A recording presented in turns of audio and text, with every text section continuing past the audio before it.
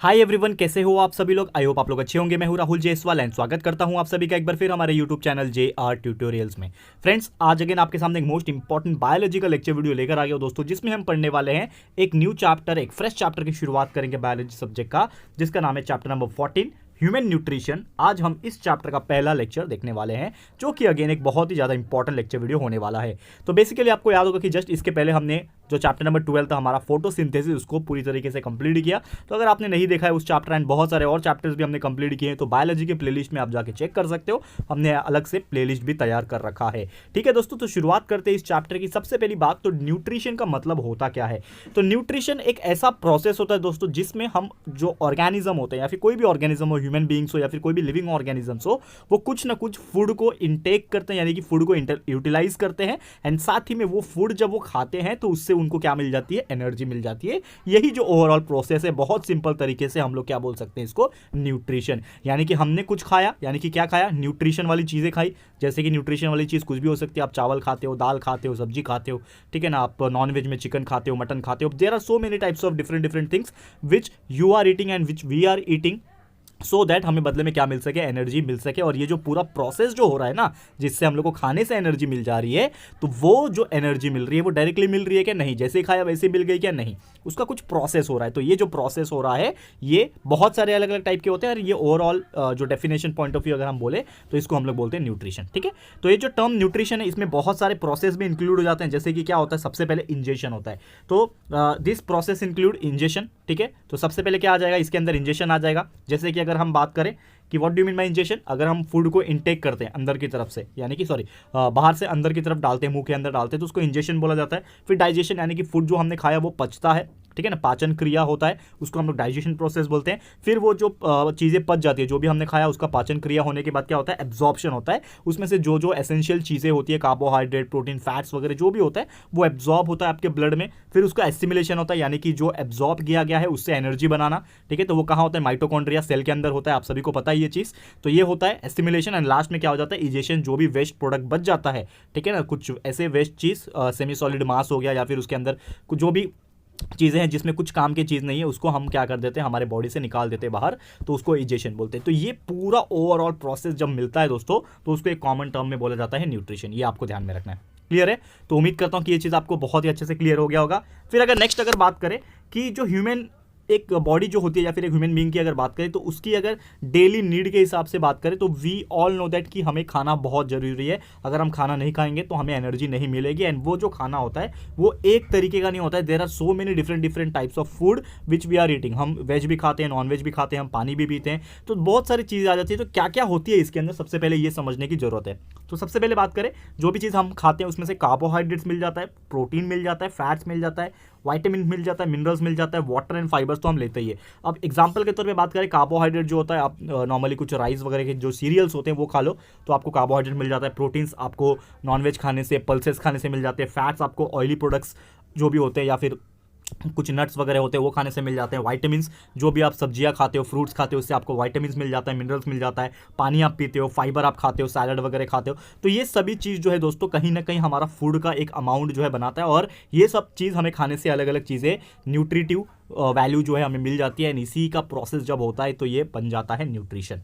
Okay, तो सबसे पहला जो स्टेज हमें पढ़ना है, या फिर जो प्रोसेस हम बोल सकते हैं वो पढ़ना है, वो है हमारे लिए ह्यूमन डाइजेस्टिव सिस्टम, कि किस प्रकार हम जब खाना खाते हैं तो वो डाइजेशन होगा। तो ये ओवरऑल प्रोसेस इस टॉपिक के अंदर हम लोग पढ़ेंगे। तो ह्यूमन डाइजेस्टिव सिस्टम की अगर बात करें, तो सबसे पहले हमें डाइजेशन का मीनिंग समझना होगा। तो डाइजेशन एक ऐसा प्रोसेस है, it is defined as the process by which the complex non diffusible non absorbable food substance are converted into simple diffusible and assimilable substance. इसका मतलब क्या हुआ, आसान भाषा में अगर मैं समझाने की कोशिश करूं, कि डाइजेशन एक ऐसा प्रोसेस है जिसमें हम जो भी फूड खाते हैं, अब वो फूड खाते हैं तो वो क्या होता है, कॉम्प्लेक्स फॉर्म में होता है, नॉन डिफ्यूजिबल होता है, यानी कि वो टुकड़ों में नहीं होता है। बड़े बड़े मॉलिक्यूल्स हम लोग खाते हैं ना सीधा, जो कि समझ लो कि आप समझ लो एक रोटी और एक चिकन का पीस का टुकड़ा खा रहे हो, तो वो छोटा चीज़ नहीं है, वो एक सीधा बड़ा चीज़ है। उसको आप चबा रहे हो, फिर जाके वो छोटे छोटे टुकड़ों में कन्वर्ट होकर फिर आप उसको डाइजेस्ट कर पा रहे हो। ठीक है, तो वो क्या होता है कि जो भी कॉम्प्लेक्स हो, या फिर जो बड़े नॉन डिफ्यूजिबल चीज़ होते हैं, नॉन एब्जॉर्बेबल जो फूड होते हैं ना, उसको आप कन्वर्ट कर देते हो सिंपल में। यानी कि हमारे पेट में जब जाता है और डाइजेशन प्रोसेस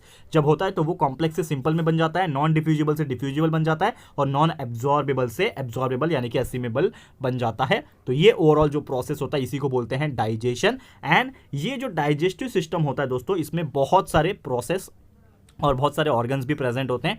तो digestive system of a man यानी कि ह्यूमन बींग्स की हम बात कर रहे हैं यहाँ पे, तो it consist of A alimentary canal. क्या होता है? एक एलिमेंट्री कैनाल प्रेजेंट होता है और साथ में डाइजेस्टिव ग्लैंड्स भी प्रेजेंट होता है। तो क्या होते हैं ये एलिमेंट्री कैनाल और ये डाइजेस्टिव ग्लैंड्स, आगे हम लोग चर्चा करेंगे। तो सबसे पहले बात करेंगे एलिमेंट्री कैनाल क्या होता है। तो alimentary canal is nothing but A pipeline, एक पाइप, एक लॉन्ग ट्यूब जैसा स्ट्रक्चर है जो कि हमारे माउथ से शुरू होता है और एनस पे खत्म होता है। ठीक है ना, आप सभी को पता है माउथ हम लोग को आगे का तरफ जो होता है मुंह, एंड पीछे की तरफ जहां से हम लोग अपना वेस्ट प्रोडक्ट को रिलीज कर देते हैं, दैट इज द एनस। तो यहां से क्या होता है, ये पूरा एक पाइपलाइन है। आप देखोगे तो माउथ से लेके जो भी आप खाते हो वो आपके कहां तक गया, आपके गले से लेके इसोफेगस से लेके आपके स्टमक में गया, स्टमक से लेके फिर आपका वो धीरे धीरे इंटेस्टाइन में जाएगा, स्मॉल इंटेस्टाइन, लार्ज इंटेस्टाइन, फिर एनस में जाएगा। तो ये जो पूरा एक लंबा पाइपलाइन है आपके बॉडी के अंदर प्रेजेंट है, वो भी फोल्डेड फॉर्म में, ऐसा नहीं है कि स्ट्रेट पाइप है। ठीक है ना, वो अलग अलग फोल्ड्स उसमें प्रेजेंट होंगे। वो गले से कुछ और फोल्डिंग है, पेट का शेप अलग है, स्मॉल इंटेस्टाइन, लार्ज इंटेस्टाइन का शेप अलग है। तो वो अलग अलग शेप्स में गुजर गुजर के वो लास्ट तक जा रहा है। तो ये जो पूरा पाइपलाइन का स्ट्रक्चर है, it is about 8 to 10 metres long. तो आप सोच सकते हो हमारी हाइट भी उतनी होती है। हमारी जो हाइट होती है ज़्यादा से ज़्यादा 2-4 मीटर ही होती है, लेकिन आप सोच सकते हो कि ये जो एलिमेंट्री कैनाल है यानी कि जो पाइप हमारे अंदर प्रेजेंट है, जो लॉन्ग ट्यूबुलर स्ट्रक्चर जो प्रेजेंट है, वो 8 से 10 मीटर लंबा यानी कि हमारे डबल है। तो वो कैसा होगा? फोल्डेड फॉर्म में होगा, यानी कि एकदम जो है अलग अलग शेप में फोल्ड किया हुआ ऑर्गन है जो कि हमारे अंदर प्रेजेंट होता है। तो शुरुआत करते हैं कौन कौन से ऑर्गन प्रेजेंट होते हैं। तो सबसे पहला आ जाता है माउथ। सभी को पता है माउथ क्या होता है, it is also called as the oral और बक्कल कैविटी। ठीक है ना, ओरल क्यों बोलते हैं? क्योंकि हम लोग उससे बोल पाते हैं, that's why it is called as the oral. और बक्कल कैविटी इसके लिए बोलते हैं क्योंकि हमारा जो टीथ का अरेंजमेंट है वो पूरा का पूरा उसके अंदर प्रेजेंट होता है। जो जबड़ा बोल सकते हैं, जॉ तो नहीं बोल सकते, लेकिन आप बक्कल कैविटी को कुछ और नाम दे सकते हो। ठीक है, and it is bounded by fleshy lips. क्या होता है माउथ के अंदर प्रेजेंट होता है? फ्लैशी लिप्स, यानी कि एक जोड़ी जो लिप्स है वो प्रेजेंट होती है। क्यों प्रेजेंट होती है? ताकि माउथ जो है वो आगे के से बंद हो सके। नहीं तो अगर लिप नहीं होगा तो आपका माउथ जो है खुला का खुला ही रहेगा। फिर चिक्स होता है, आपका शेप बनाने के लिए, जो फेस होता है उसका शेप बनाने के लिए चिक्स प्रेजेंट होता है। फिर टॉप पे आप देखोगे तो पैलेट होता है, जिसको हिंदी में तारू भी बोलते हैं। ठीक है ना, ऊपर आप जीभ से अपने ऊपर की तरफ टच करने की कोशिश करो तो जो महसूस होगा वो होता है पैलेट, और नीचे आपको पता है क्या होता है, टंग होता है। तो ये 4 चीज प्रेजेंट होते हैं आपके माउथ के अंदर। एंड साथ ही में सबसे इंपॉर्टेंटली क्या होता है, माउथ के अंदर बक्कल कैविटी प्रेजेंट होता है, और यही बक्कल कैविटी के अंदर क्या होता है, जो टीथ है आपके वो अरेंज किए गए थे, और साथ ही में एक सलाइवरी ग्लैंड्स भी प्रेजेंट होता है। सलाइवरी ग्लैंड्स क्या होता है? जिसमें से आपका सलाइवा बाहर आता है। What do you mean by saliva? जो आप हिंदी में थूक बोलते हो ना, जिसको हमारे मुंह में पानी आ जाता है, थूक आ जाता है जब भी हम लोग खाना खाते हैं, तो वो सलाइवा होता है। वो सलाइवरी ग्लैंड्स उसको सिक्रीट करता है। क्यों करता है ये भी जान लो, आप लोग को पता भी होगा।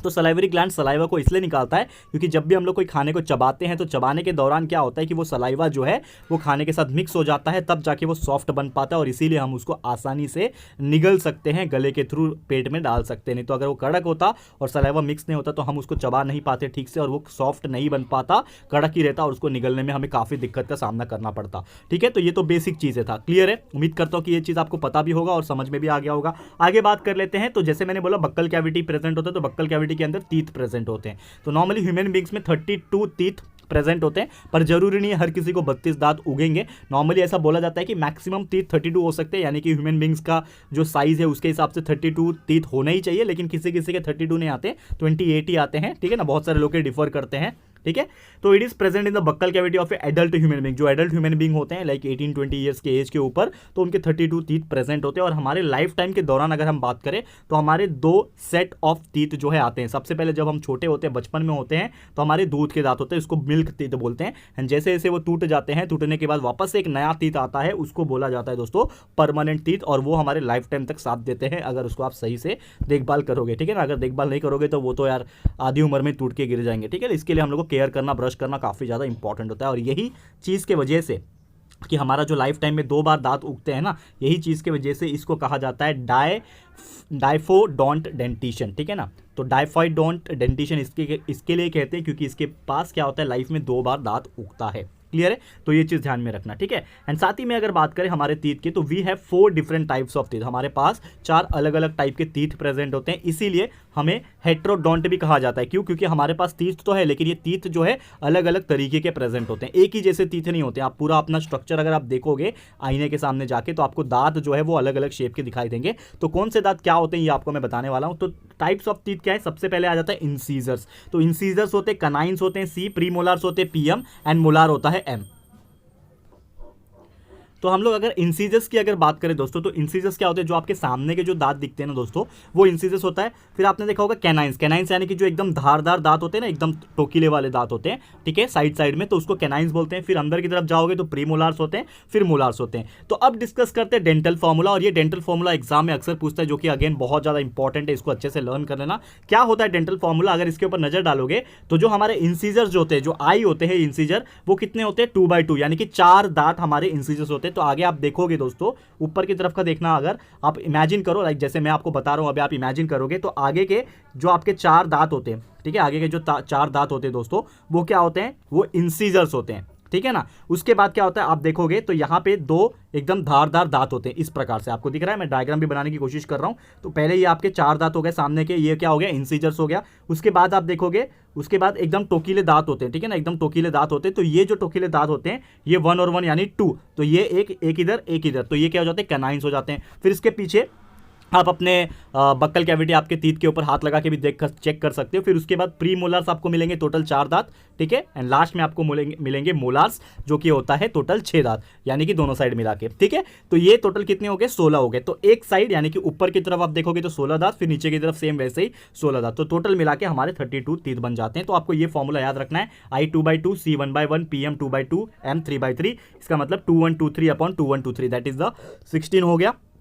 एंड इसको अगर 2 से मल्टीप्लाई करेंगे तो हम लोग का 32 हो जाता है, क्योंकि 2 हमारे ऊपर भी दांत है सेम, नीचे भी वैसे ही दांत है। तो इसको हम लोग बोलते हैं डेंटल फॉर्मूला, और ये डेंटल फॉर्मूला आपको याद रखना है, और सेम ऐसे के ऐसे ही इसको प्रैक्टिस कर लेना है, क्योंकि एग्जाम में अक्सर पूछा जाता है डिफाइन डेंटल फॉर्मूला या फिर write down the dental formula. 1 या 2 मार्क्स का क्वेश्चन ये डेफिनेटली पूछता है, तो इसको आप अच्छे से लर्न कर लेना, ठीक है। आगे अगर चर्चा करें कि जो भी कोई पढ़ाई टीथ के बारे में करता है, ठीक है ना, आपको पता ही होगा कि हर चीज़ की पढ़ाई होती है, हार्ट की पढ़ाई होती है, ब्रेन की पढ़ाई होती है। वैसे टीथ की जो पढ़ाई करता है दोस्तों, with respect to their number, कि कैसे नंबर से उनका अरेंजमेंट कैसा होना चाहिए, डेवलपमेंट कैसा होना चाहिए, तो ये पढ़ाई को हम लोग क्या बोलते हैं, डेंटिशन बोलते हैं। ये जो पढ़ाई होती है दोस्तों, इसको डेंटिशन बोलते हैं। और जो ये पढ़ाई करके बन जाता है डॉक्टर, तो वो डॉक्टर को क्या बोलते हैं दोस्तों, डेंटिस्ट बोला जाता है। सभी को पता है दोस्तों कि वो डॉक्टर को, दांतों के डॉक्टर को डेंटिस्ट कहा जाता है, ठीक है। तो इफ़ यू आर इंटरेस्टेड कि आपको भी दांतों का डॉक्टर बनना है, तो आप डेफिनेटली डेंटिस्ट के लिए अप्लाई कर सकते हो, clear, after the 12th examination. Okay दोस्तों, उम्मीद करता हूं कि ये चीज आपको समझ में आ गया होगा। चलते हैं अगले टॉपिक की तरफ, जो कि हमारा टंग। तो अभी हम लोग क्या पूछ रहे हैं, अभी माउथ के अंदर की बात चल रही थी, तो माउथ पढ़ लिया हमने, टीथ पढ़ लिया, अब उसके बाद टंग के बारे में बात करेंगे। तो टंग क्या है, it is the muscular fleshy organ. हमारा टंग क्या होता है, इसमें कोई भी बोन प्रेजेंट नहीं होता है, हड्डी प्रेजेंट नहीं होता है। ये टोटली क्या है, पूरा मसल से बना हुआ मस्कुलर ऑर्गन है, फ्लैश से भरा हुआ फ्लैशी ऑर्गन है, और रफली ट्रायंगुलर इन शेप, यानी कि थोड़ा सा शेप इसका लगभग कैसा होता है, ट्रायंगल जैसा होता है, ठीक है, जैसे यू जैसा होता है ना हमारा, वैसे ही शेप होता है उसका, ट्रायंगल जैसा, ठीक है, ट्रायंगुलर शेप होता है। और उसके ऊपर के सरफेस की आप देखोगे तो रफ होता है, काफी ज्यादा रफ होता है। और इसके ऊपर क्या होता है, न्यूमेरस प्रोजेक्शंस होते हैं, जिसको पैपिले कहा जाता है। ये बहुत इंपॉर्टेंट है। आप अगर अपनी जबान को एकदम करीब से आईने में देखोगे तो आपको समझेगा कि जो आपका जो टंग है ना, एकदम प्लेन नहीं है, स्मूथ नहीं है, वो थोड़ा सा ऊपर की तरफ से खुरदुरा होता है। खुरदुरा यानी कि थोड़ा सा रफ होता है, क्योंकि उसमें प्रोजेक्शंस प्रेजेंट होते हैं, और वो प्रोजेक्शन को पैपिले कहा जाता है। और यही पैपिले के अंदर सेंसरी रिसेप्टर्स प्रेजेंट होते हैं, ताकि हमें टेस्ट का पता लग सके। क्योंकि हमें पता है दोस्तों कि जो टंग होता है वो हमें क्या बताता है, टेस्ट बताता है। अगर आपके पास टंग नहीं रहेगा तो आपको बिल्कुल पता नहीं चलेगा कि उस जो चीज़ आप खा रहे हो, जो खाना आप खा रहे हो, उसका टेस्ट क्या है। तो इसीलिए वहाँ पे जो पैपिले प्रेजेंट होते हैं उसके अंदर क्या है, रिसेप्टर, सेंसरी रिसेप्टर्स बोलते हैं, जो कि सेंस करते हैं और उस चीज़ का टेस्ट बताते हैं, क्योंकि उनके अंदर क्या होता है, टेस्ट बर्ड्स प्रेजेंट होता है। तो इस प्रकार से हम जो भी खाना खाते हैं उसका टेस्ट हमें पता चलता है। क्लियर है? तो उम्मीद करता हूँ टंग क्या होता है, उसके फंक्शन क्या होता है, ये आपको क्लियर हो गया होगा दोस्तों। ठीक है, तो दोस्तों आज का लेक्चर फिर यहीं पे मैं स्टॉप करता हूँ, क्योंकि और भी ऐसे बहुत सारी चीज़ें हैं जो हम लोग आगे डिस्कस करेंगे, लेकिन वीडियो में बहुत ज़्यादा लंबा नहीं बनाना चाहता, हम लोग आराम आराम से पढ़ेंगे इसको। तो अभी तक हमने पढ़ लिया एलिमेंट्री कैनाल के अंदर का जो भी पार्ट था, माउथ पढ़ लिया, टीथ पढ़ लिया, टंग पढ़ लिया, इन बहुत सारी चीज़ें और पढ़ ली। इसके आगे के बहुत सारे पार्ट्स होते हैं, जैसे कि टंग के बाद हमें पढ़ना था फेरिंग्स, फिर इसोफेगस, फिर आएगा आपका स्टमक आएगा, फिर स्मॉल इंटेस्टाइन आएगा, लार्ज इंटेस्टाइन आएगा, एनस आएगा। ये सभी चीज़ हम लोग डिस्कस करेंगे दोस्तों हमारे अगले लेक्चर में। तो अब बस आपको बस थोड़ा सा इंतजार कर लेना है, जल्द लेकर आ जाऊंगा आपके सामने इसका पार्ट 2 यानी कि लेक्चर नंबर 2, जिसमें हम लोग ऐसे ही और भी बेहतरीन चीज़ें पढ़ेंगे और आपको बहुत ही अच्छे से समझाने की कोशिश करेंगे। क्लियर है? तो आज के लिए इतना ही दोस्तों video. Thank you so much for watching. ये वीडियो आपको कैसा लगा है दोस्तों, प्लीज़ हमें कमेंट करके बताइएगा, अपनी राय और सजेशन जरूर से दीजिएगा। और अगर आपको ये वीडियो पसंद आया है, यूजफुल लगा है फ्रेंड्स, तो प्लीज ये वीडियो को लाइक कीजिएगा, शेयर कीजिएगा अपने सारे फ्रेंड्स लोगों को, फटाफट से शेयर कर देना। एंड अगर आपने अभी तक इस चैनल को सब्सक्राइब नहीं किया है तो फटाफट से हमारे इस चैनल को भी सब्सक्राइब कर देना, साथ में बेल आइकन को हिट कर देना दोस्तों, ताकि जब भी हम लोग कोई वीडियो को अपलोड करेंगे आप लोग को नोटिफिकेशन मिलती रहेगी। ठीक है फ्रेंड्स, तो मिलते हैं हमारे अगले वीडियो में। ये वीडियो देखने के लिए thank you and good bye.